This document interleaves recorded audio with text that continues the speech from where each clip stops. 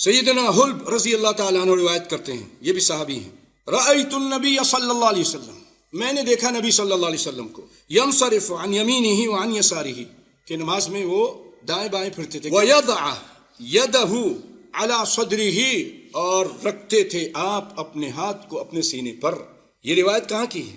مسند احمد میں ہے، ابن خزیمہ میں ہے، اور نصب الرائیہ میں ہے۔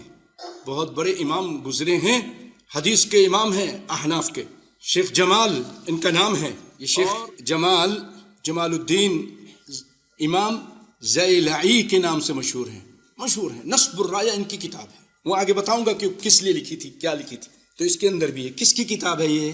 بہت بڑے حنفی عالم کی کتاب، اس کے اندر یہ حدیث موجود ہے، جو محدث ہیں۔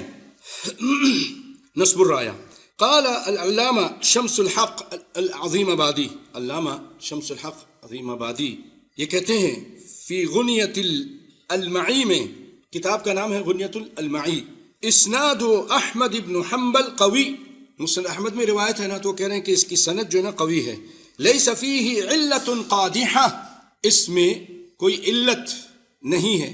قادحہ کس کو کہتے ہیں؟ قادحہ بھائیوں، قادحۃ سوسۃ تدب فی الاسنان، دانت میں جو کیڑا لگ جاتا ہے نا، چھوٹا سا ہوتا ہے، دانت میں جو کیڑا لگ جائے اس کو کہتے ہیں قادحہ۔